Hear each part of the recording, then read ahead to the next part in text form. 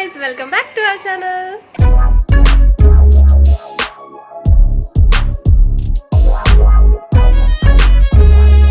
ഇന്ന് നമ്മൾ ചെയ്യാൻ പോകുന്നത് വാട്ട്സ് കുക്കിങ്ങിന്റെ അടുത്ത എപ്പിസോഡാണ്.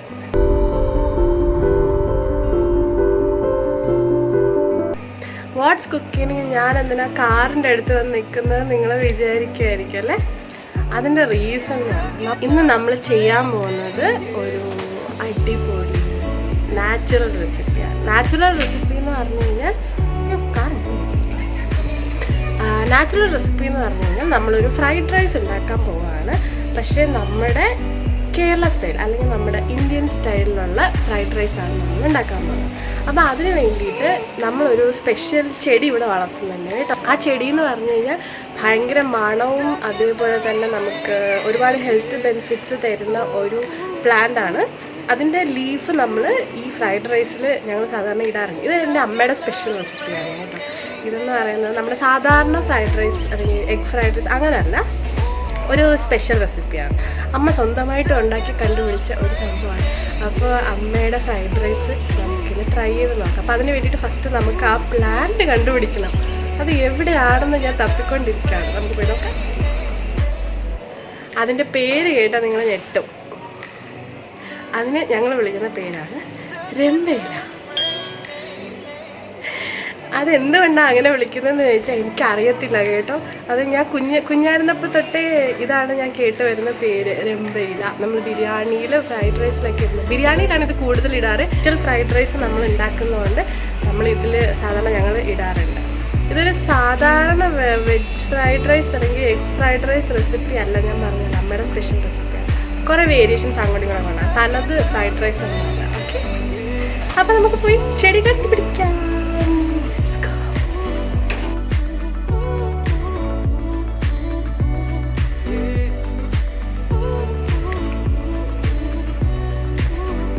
ഇതാണ് ഞാൻ പറഞ്ഞ ചെടി എന്ന് പറയുന്നത്. ഇതിന് നിങ്ങളുടെ നാട്ടിൽ എന്ത് പേരാ പറയാന്ന് എനിക്കൊന്ന് പറഞ്ഞു തരണം കേട്ടോ. എല്ലായിടത്തും ഇങ്ങനെ തന്നെയാണോ വിളിക്കുന്നതെന്ന് എനിക്കൊന്ന് അറിയാനാണ്. ദയവായി നിങ്ങൾ കമൻറ്റ് ചെയ്യാം. ഇതാണ് ആ ചെടി. ഈ ലീഫാണ് നമ്മൾ ആക്ച്വലി ഉപയോഗിക്കുക. നല്ല മണമാണ് ഇതിന്. ഇത് അമ്മ ഇവിടെ വളർത്തിയിരിക്കുന്ന ചെടിയാണ് കേട്ടോ, ഈ പർപ്പസിന് വേണ്ടിയിട്ട്.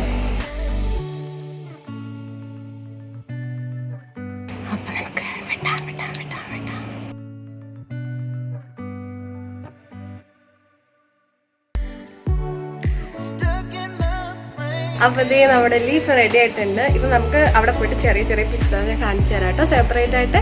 അപ്പോൾ ഇത് നമുക്ക് അവിടെ പോയിട്ട് മുറിച്ചിട്ട് ഉണ്ടാക്കാം. Let's go.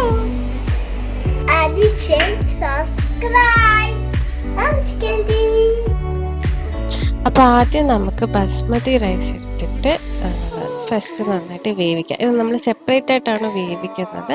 നമ്മൾ പ്രഷർ കുക്കറൊന്നും യൂസ് ചെയ്യുന്നില്ല. അപ്പോൾ എത്രയാണോ നിങ്ങൾക്ക് ആവശ്യമുള്ളത് അപ്പോൾ അതനുസരിച്ചിട്ടുള്ള അരി എടുക്കുക, നന്നായിട്ട് വാഷ് ചെയ്യുക. ഇവിടെ ഞാൻ ഒരു ഗ്ലാസ് എടുത്തിട്ടുണ്ട്. ഇത് എൻ്റെ അളവ് ഗ്ലാസ്സാണ്, അപ്പോൾ നിങ്ങളുടെ അളവിനനുസരിച്ച് എടുക്കാം. നമ്മൾ ഓൾറെഡി തിളപ്പിച്ച വെള്ളത്തിലോട്ടാണ് ഈ അരി ഇടാൻ പോകുന്നത്. ഈ വെള്ളത്തിന് കണക്കില്ല, നമ്മൾ അരി ഇതിൽ നിന്ന് ഊറ്റിയാണ് എടുക്കുന്നത്. അപ്പോൾ ഇപ്പം നമ്മൾ ആ അരി ആഡ് ചെയ്ത് കൊടുക്കുന്നുണ്ട്. ഇത് നന്നായിട്ട് വെന്തതിന് ശേഷം നമ്മൾ ഊറ്റിയെടുക്കുകയാണ് ചെയ്യുന്നത്.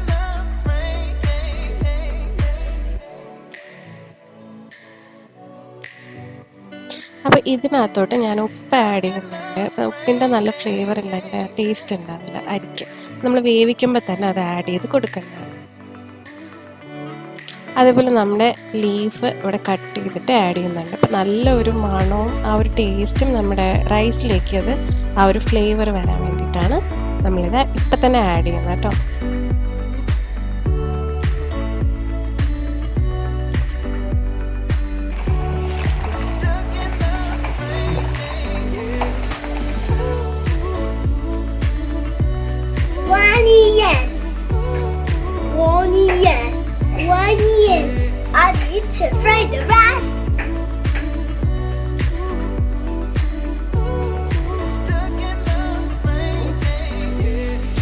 ഇനി നമുക്ക് ബാക്കിയുള്ള സാധനങ്ങൾ പ്രിപ്പയർ ചെയ്യാം. നമ്മുടെ വെജിറ്റബിൾസ് അതുപോലെ തന്നെ എഗ്ഗ് ആഡ് ചെയ്യുന്നുണ്ട് നമ്മൾ. ഞാനിവിടെ 3 എഗ്ഗാണ് എടുത്തിരിക്കുന്നത്, 3 മുട്ട എടുത്തിട്ടുണ്ട്. എന്നിട്ട് അതിനകത്തോട്ട് സോൾട്ടും പെപ്പറും വെച്ചിട്ട് സീസൺ ചെയ്യാൻ വേണ്ടി പോവാണ്.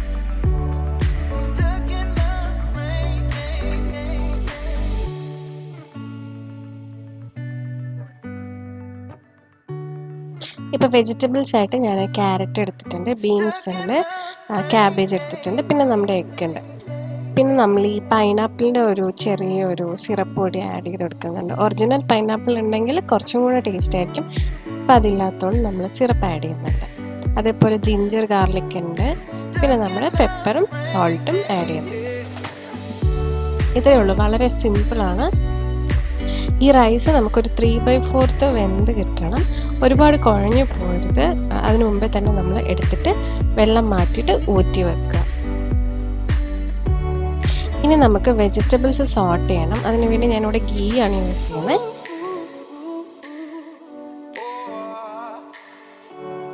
ഇതിലേക്ക് ഞാൻ കാടം ഇട്ടിട്ട് ജസ്റ്റ് ഒന്ന് സോട്ട് ചെയ്യുന്നുണ്ട്. അതിനുശേഷം നമുക്ക് വെജിറ്റബിൾസ് ഇടാം. ഇപ്പം നമ്മൾ ക്യാരറ്റ് ആഡ് ചെയ്യുന്നുണ്ട്, പിന്നെ ബീൻസ് ആഡ് ചെയ്യുന്നുണ്ട് പച്ച കളറിന് വേണ്ടിയിട്ട്. പിന്നെ നമ്മൾ ക്യാബേജ് ഗ്രേറ്റ് ചെയ്തത് ആഡ് ചെയ്യുന്നുണ്ട്. ഇതെല്ലാം കൂടി നന്നായിട്ട് സോട്ട് ചെയ്യുക. നമ്മുടെ ഗീയും കാടമുള്ള മിക്സിൽ നന്നായിട്ട് സോട്ട് ചെയ്യുക. അതിൻ്റെ പച്ച മണം മാറുന്ന വരെ നമ്മൾ സോട്ട് ചെയ്യണം. ആവശ്യമാണെന്നുണ്ടെങ്കിൽ ഇച്ചിരി കൂടി ഗീ ഒഴിച്ചു കൊടുക്കാം.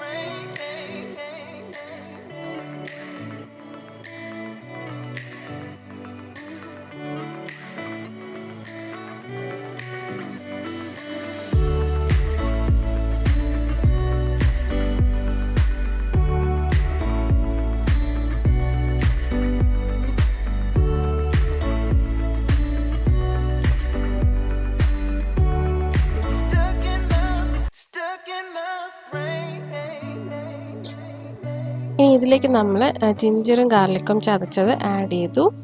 എന്നിട്ട് അതുകൂടി ചേർത്തിട്ട് നന്നായിട്ട് സോട്ട് ചെയ്യാം.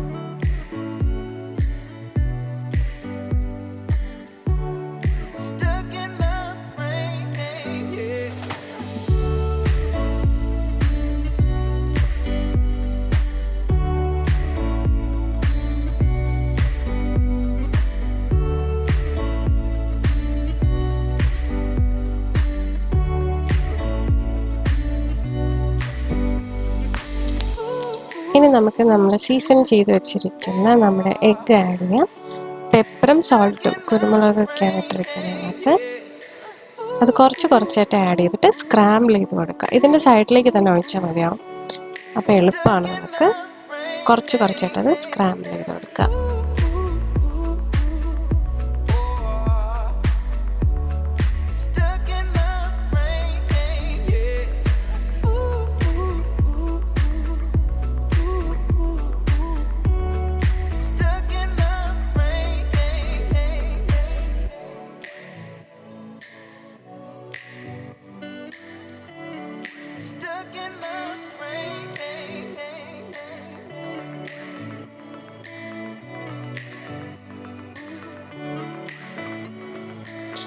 ഇതിൽ നമ്മുടെ ടേസ്റ്റ് അനുസരിച്ച് എരിവിന് വേണ്ടിയിട്ട് ആ പെപ്പർ ആഡ് ചെയ്ത് കൊടുക്കാം.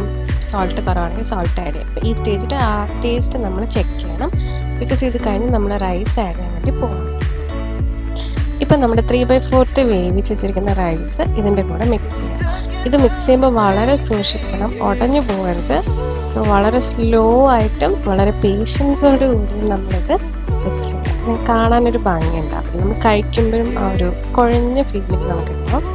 വളരെ സൂക്ഷിച്ചിട്ട് അത് ഇളക്കിയിട്ട് നന്നായിട്ട് മിക്സ് ചെയ്യാം. നമ്മൾ വേറെ ഒരു സോസോ ഒന്നും ഇതിനകത്ത് യൂസ് ചെയ്യുന്നില്ല. കുറച്ച് ഹെൽത്തി ആയിട്ടുള്ള റെസിപ്പിയാണ് നമ്മൾ നോക്കുന്നത്. മാത്രമല്ല ഇതൊരു നാടൻ ടൈപ്പ് ഓഫ് പുലാവ് റൈസ് അങ്ങനെ പറയാം. നമ്മുടെ ചൈനീസ് റെസിപ്പിയാണ് നമ്മൾ ഉപയോഗിക്കുന്നത്. ഇതിനകത്ത് നമുക്ക് ആ പച്ച ലീഫ് ആഡ് ചെയ്ത് കൊടുക്കാം. അപ്പോൾ ആ സ്മെല്ല് നന്നായിട്ട് വരുന്നതിനകത്ത് ആ ഇലയുടെ ആ ഒരു സ്മെല്ല് നമ്മുടെ റൈസിൻ്റെ ആ ഒരു ഫ്ലേവറുമായിട്ട് മിക്സ് ചെയ്തിട്ട് ഒരു നല്ല ടേസ്റ്റാണ് വരുന്നത്.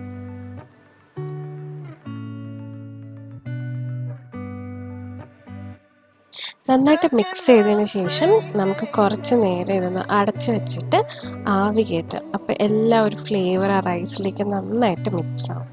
വളരെ കുറച്ച് സമയം മതി. ബിക്കോസ് നമ്മുടെ റൈസ് ഓൾറെഡി വെന്തിരിക്കുക ഒരു 3/4. അപ്പോൾ ആ ഒരു 15 മിനിറ്റ് മാത്രം ചെയ്തു.